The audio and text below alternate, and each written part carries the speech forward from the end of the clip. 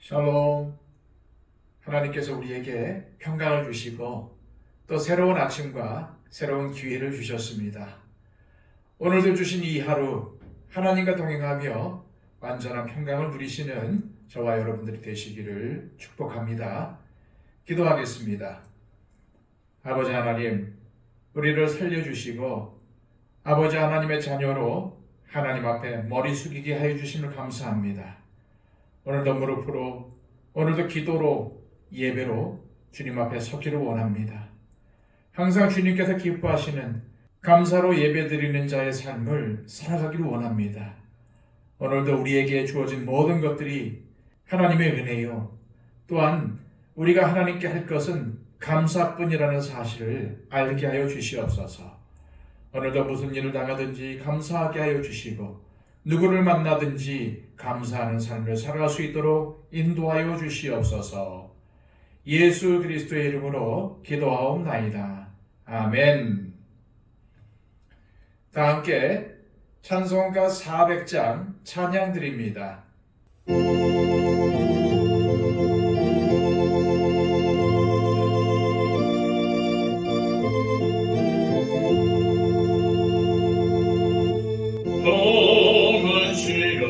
속에서 나를 건져주시고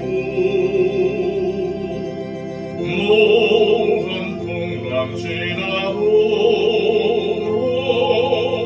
나를 숨겨주소서. 주여 나를 돌보시사 품어주시고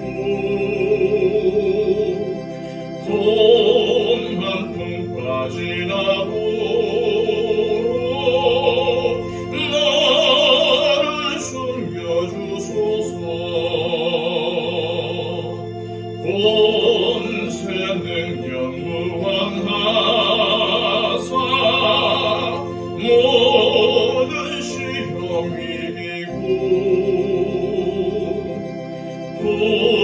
분간까지 다스리는 주님 앞에 비오니 주여 나를 돌보시사 거기 품어주시고 봄 한 푼까지 나도록 나를 숨겨주소서. 죄악길에 빠지니 몸 캄캄한 데매며 부르짖는 나의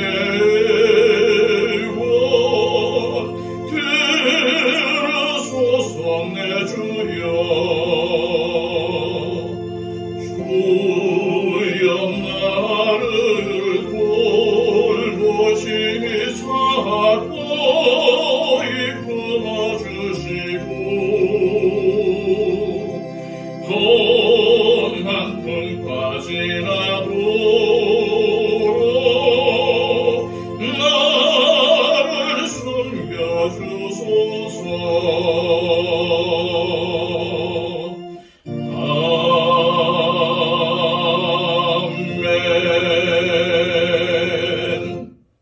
이 시간 우리에게 주시는 하나님의 귀한 말씀은 신약성경 야고보서 1장 1절에서 11절까지의 말씀입니다. 신약성경 371쪽입니다. 하나님과 주 예수 그리스도의 종 야고보는 흩어져 있는 12지파에게 문안하노라. 내 형제들아, 너희가 여러 가지 시험을 당하거든 온전히 기쁘게 여기라. 이는 너희 믿음의 시련이 인내를 만들어내는 줄 너희가 알미라. 인내를 온전히 이루라. 이는 너희로 온전하고 구비하여 조금도 부족함이 없게 하려 함이라. 너희 중에 누구든지 지혜가 부족하거든 모든 사람에게 후히 주시고 꾸짖지 아니하시는 하나님께 구하라. 그리하면 주시리라. 오직 믿음으로 구하고 조금도 의심하지 말라. 의심하는 자는 마치 바람에 밀려 요동하는 바다 물결 같으니 이런 사람은 무엇이든지 죽게 얻기를 생각하지 말라. 두 마음을 품어 모든 일에 정함이 없는 자로다. 낮은 형제는 자기의 높음을 자랑하고 부한 자는 자기의 낮아짐을 자랑할지니 이는 그가 풀의 꽃과 같이 지나감이라. 해가 돋고 뜨거운 바람이 불어 풀을 말리면 꽃이 떨어져 그 모양의 아름다움이 없어지나니 부한 자도 그 행하는 일에 이와 같이 쇠잔하리라. 아멘. 히브리서에 이어서 오늘부터 야고보서를 묵상하겠습니다. 야고보서는 믿음은 곧 행함이라는 주제를 다루고 있으며 기록자는 예수님의 동생 야고보입니다. 예수님의 형제들은 처음에는 예수님을 믿지 않았지만 예수님께서 부활하신 이후 승천하시기까지 40일 기간 동안 부활하신 예수님을 만났고 그로 인해 예수님을 메시아로 믿게 된 것으로 추측됩니다. 그리고 예수님의 동생 야고보는 예수님을 메시아로 믿는 사람들이 마가의 다락방에서 기도회를 할 때도 거기에 있었습니다. 또한 예루살렘 초대교회의 대표로 활동하기도 했습니다. 야고보서는 히브리서와 마찬가지로 편지입니다. 그렇다면 야고보서라는 편지를 받은 수신자들은 누구였을까요? 1절입니다. 하나님과 주 예수 그리스도의 종 야고보는 흩어져 있는 12지파에게 문안하노라. 야고보서의 수신자들은 그리스도인에 대한 박해로 인해 정든 고향 땅을 떠나 흩어져야 했던 유대 그리스도인들이었습니다. 그래서 흩어져 있는 12지파라는 말 자체가 이들이 당하고 있는 어려움에 대한 반증이 됩니다. 그런데 야고보서의 기록자는 박해로 인해 어려움을 당하는 유대 그리스도인들에게 뭐라고 권면하고 있습니까? 2절입니다. 내 형제들아, 너희가 여러 가지 시험을 당하거든 온전히 기쁘게 여기라. 온전히 기쁘게 여기라고 합니다. 왜 그렇습니까? 3절입니다. 이는 너희 믿음의 시련이 인내를 만들어내는 줄 너희가 알미라. 시험을 당하고 시련을 겪는 것이 믿음을 단단하게 하고 인내를 만들어내기 때문이라는 것입니다. 그러나 이들도 사람인지라 정든 고향을 등지고 믿음의 시련 가운데 살아가는 삶이 마냥 행복하지는 않았을 것입니다. 그래서 신앙생활에 문제가 생겼습니다. 그 가운데 가장 대표적인 문제는 1장 9절에서 11절에 나오는 교회에서 부자와 가난한 자를 차별하는 문제이고, 이 문제는 2장 1절에서 13절, 5장 1절에서 6절 말씀에도 반복이 되어 나옵니다. 또한 말로 서로에게 상처를 주는 혀의 문제입니다. 이 문제는 1장 19절에서 27절, 3장 1절에서 12절, 4장 11, 12절에 반복되고 있습니다. 어려운 문제가 닥치면 말로 서로를 상처 주는 일들이 많았다는 것입니다. 우리가 이 세상을 살아가면서 믿음의 시련이 없을 수 없습니다. 항상 어려운 문제와 사탄의 시험 가운데 놓여 있는 것이 우리의 인생입니다. 혹시 지금 믿음의 시련 가운데 있습니까? 부디 인내로 이겨내시기를 바랍니다.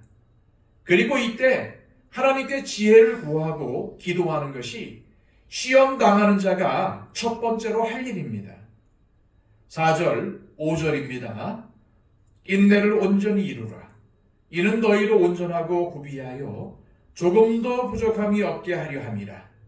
너희 중에 누구든지 지혜가 부족하거든 모든 사람에게 후히 주시고 꾸짖지 아니하시는 하나님께 구하라.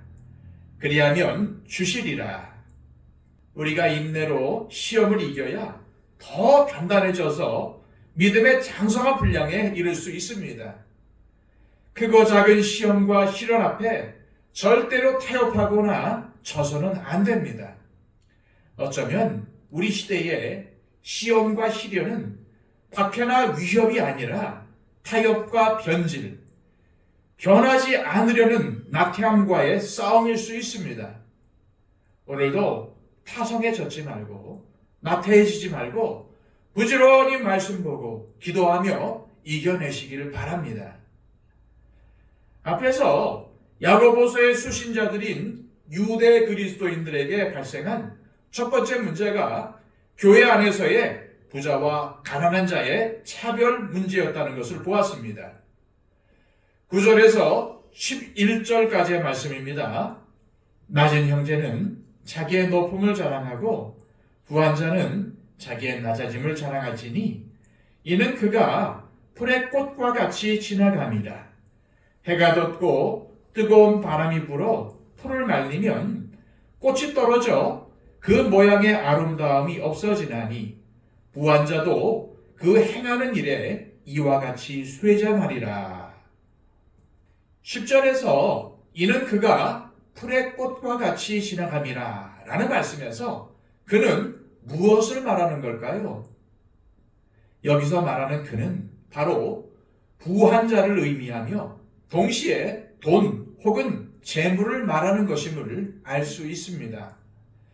다시 말해서 이 돈과 재물이라는 것은 풀의 꽃과 같아서 해가 돋고 뜨거운 바람이 불면 꽃이 떨어져서 그 아름다움이 사라지는 것처럼 재물도 그 재물을 의지하는 부한 자도 결국 쇠잔해진다는 말입니다. 그런데 우리가 오해하지 말아야 할 것은 오늘 말씀이 부자와 재물 자체에 대한 심판을 의미하는 것이 아니라는 점입니다. 다만 부한 자가 행하는 일에 대해 심판을 선언하고 있을 뿐입니다. 그렇다면 여기서 말하는 부한 자는 누구일까요? 이 야고보서라는 편지를 받아 읽는 사람들은 흩어져 있는 12지파 사람들입니다. 다시 말해서 그리스도인들이라는 말입니다. 그런데 그들 가운데 돈을 자랑하면서 신앙생활을 올바로 하지 않는 사람들이 있었던 것입니다.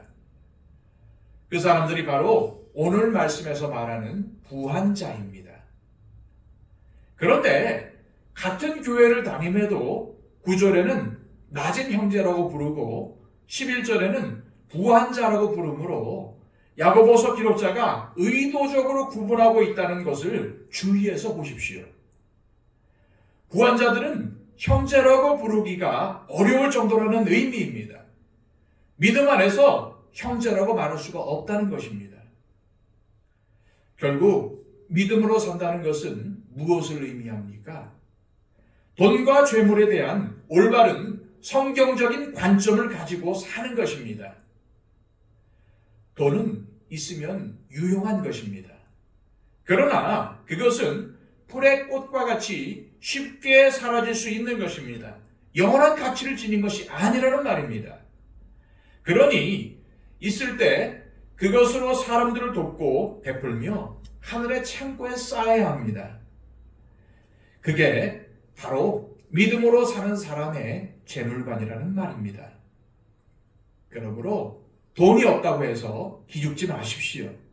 또 돈이 많다고 해서 교만해져서도 안 됩니다. 돈과 재물은 하나님께서 잠시 관리하라고 우리에게 주신 것에 불과합니다. 풀의 꽃처럼 언제든지 말라서 사라질 수가 있는 것입니다. 돈과 재물이 내 신분의 표지도 아니고 그것이 내 잘남의 근거도 될 수가 없습니다.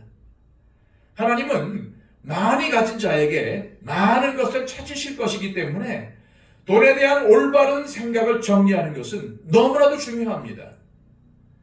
돈은 그것으로 다른 사람을 섬기며 베풀 때 가장 빛이 납니다.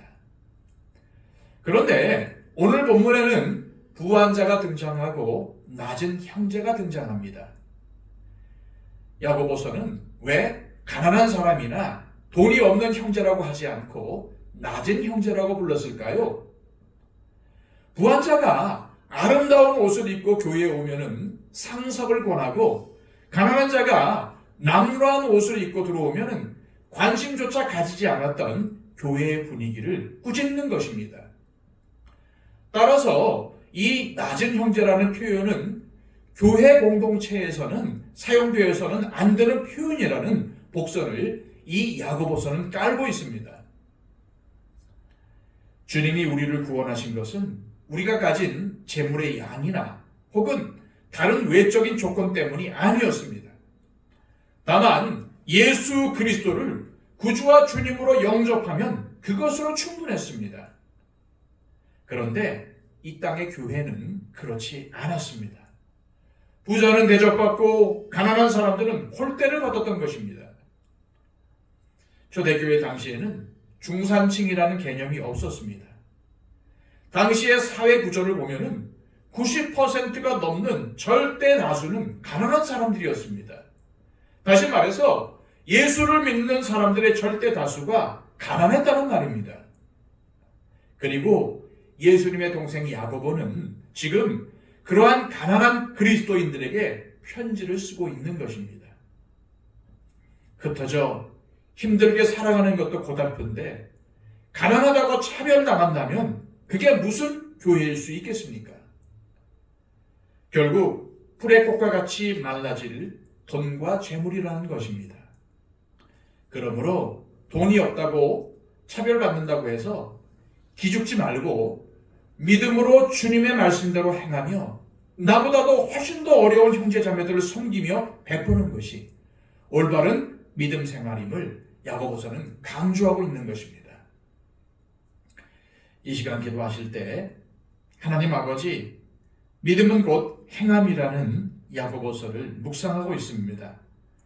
특히 오늘은 성경적인 재물관에 대해서 묵상했는데 우리에게 있는 재물은 하나님께서 우리에게 관리하라고 맡기신 것임을 깨달아 내게 있는 것으로 섬기며 베풀게 하시고, 혹 돈이 없더라도 기죽지 말게 하시고, 또 내가 주변의 가난한 자를 차별하거나 무시하는 행동을 하지 않게 하옵소서 기도하시기를 바랍니다.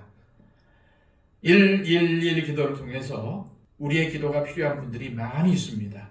그분들을 위해서 간절히 중보해 주시기를 바랍니다.